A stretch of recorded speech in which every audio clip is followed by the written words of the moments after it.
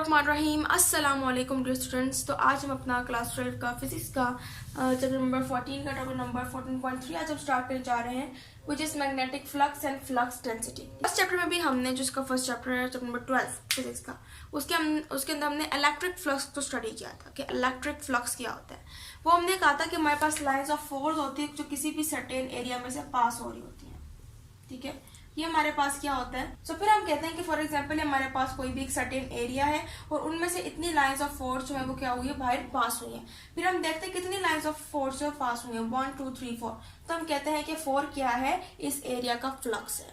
ठीक है, सो इसी तरह हम बात करेंगे मैग्नेटिक फ्लक्स की। इधर हमारे पास जो लाइंस ऑफ फोर्स गुजरेंगी वो होंगी मैग्नेटिक लाइंस ऑफ फोर्स। ठीक है, सो इस केस में भी हम कह रहे हैं कि कोई भी सर्टेन एरिया है और उसमें जो फ्लक्स गुजरेगा मैग्नेटिक फ्लक्स होगा वो। ठीक है, उसमें जो मैग्नेटिक लाइंस ऑफ फोर्स गुजरेंगी वो हमारे पास क्या होगा, मैग्नेटिक फ्लक्स। ठीक है, सो जो इलेक्ट्रिक फ्लक्स था उसके लिए हमने जो बात की थी वो हमने फाई की बात की थी। ठीक है, फाई। ठीक है, और उसके साथ हमने ये लगाया था इलेक्ट्रिक का साइन। सो इधर हमारे पास मैग्नेटिक है तो हम इधर क्या करेंगे, बी। जैसे कि हमें पहले पता है कि मैग्नेटिक जो है, मैग्नेटिक स्ट्रेंथ जो है उसका ऐसा यूनिट है टेस्ला, और उसको हम जाहिर करते हैं विथ बी। से हमने बात की थी उसमें कि हमारे पास फॉर एग्जांपल इलेक्ट्रिक जो लाइंस गुजर रही हैं, ठीक है, उसकी इलेक्ट्रिक स्ट्रेंथ है और किस में से गुजर रही है, किसी खास एरिया में से। तो हमने इसको क्या कर लिया था, डॉट प्रोडक्ट ले लिया था।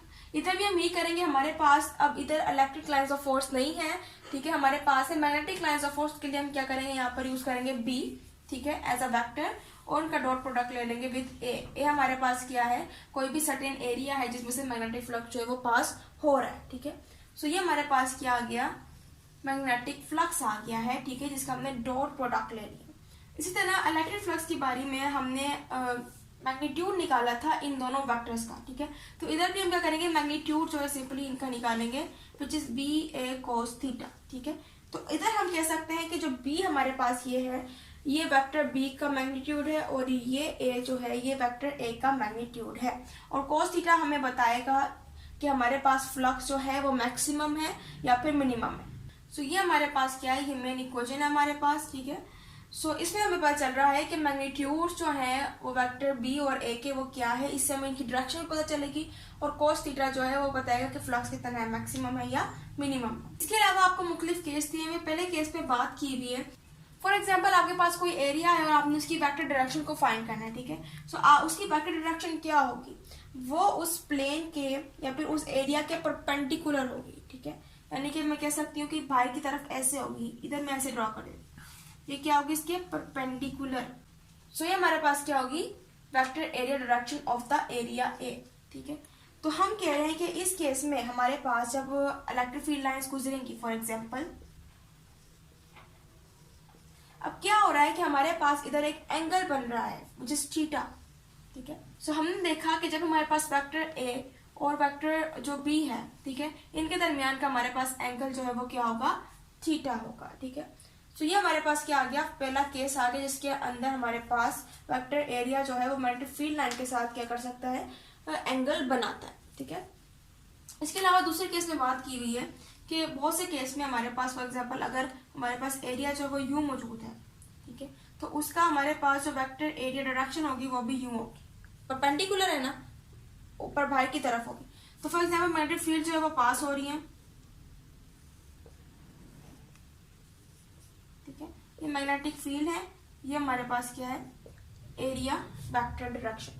अब इधर क्या हो रहा है, हमारे पास एरिया की वेक्टर की डायरेक्शन और मैग्नेटिक फील्ड लाइन की डायरेक्शन क्या होगी, दूसरे के पैरेलल होगी। फॉर एग्जांपल ये मेरे पास कोई खास एरिया है और इसके अंदर से मैंने क्या किया है, मैंने एरिया वेक्टर जो है ये मेरी क्या होगी, डायरेक्शन होगी, परपेंडिकुलर होगी इसके। और मैं इसके अलावा जो मैग्नेटिक फील्ड में यहाँ से पास करूंगी वो भी क्या होंगी, इसके परपेंडिकुलर, मीन्स के इसके परपेंडिकुलर ही होंगे और इसके पैरेलल आ जाएंगे। अब जो चीज पैरेलल होती है हमें पता है वो क्या होती है, हमेशा जीरो। सो इस केस में हमारे पास ये दोनों पैरेलल हो गए हैं तो ये हमारे पास क्या होंगे, जीरो।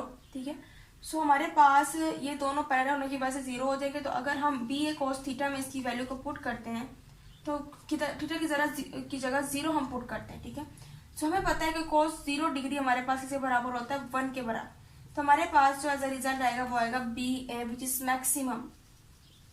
ठीक है, सो इस केस में हमारे पास जो एंगल है, एंगल वो होगा 0, जबकि हमारे पास जो फ्लक्स है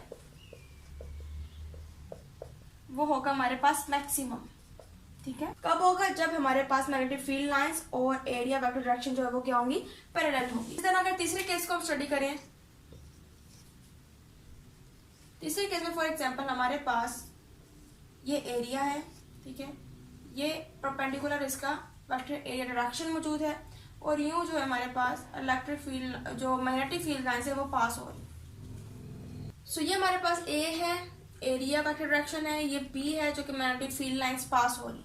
अब इस केस में हमारे पास क्या हो रहा है कि हमारे पास जो एंगल बन रहा है वो बन रहा है 90 डिग्री का। इसी केस को देखते हुए मैग्नेटिक फ्लक्स जो है हमारे पास उसके अंदर इसकी वैल्यू को पुट करें,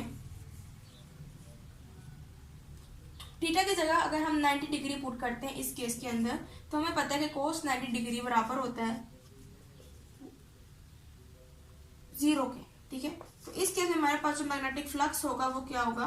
डी ए कोस 0 डिग्री, तो हमारे पास पूरी की पूरी वैल्यू क्या हो जाएगी? 0। तो इस केस में मैग्नेटिक फ्लक्स क्या होगा? हमारे पास 0 होगा। ठीक है, जबकि एंगल जो है वो इधर मैक्सिमम है, लेकिन फ्लक्स जो है वो हमारे पास क्या है? 0।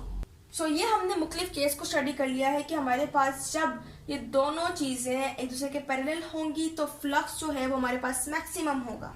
ठीक है, लेकिन जब हमारे पास दोनों एक दूसरे के राइट एंगल पे होंगी, एक दूसरे के परपेंडिकुलर होंगी, एक दूसरे को कंसाइड करके गुजरेंगी, तब हमारे पास जो एंगल है वो मैक्सिमम होगा और फ्लक्स जो है वो 0 होगा। ठीक है, तो ये हमने क्या कर लिया? 3 केस हमने स्टडी कर लिया। अब हम 4 केस को स्टडी करने जा रहे हैं। 4 केस में हमारे पास जो सरफेस है, जो एरिया है, अब वो क्या है? Curved area. उसकी जो सरफेस है वो क्या है? Curve surface. ठीक है, मीन्स के बेंड है।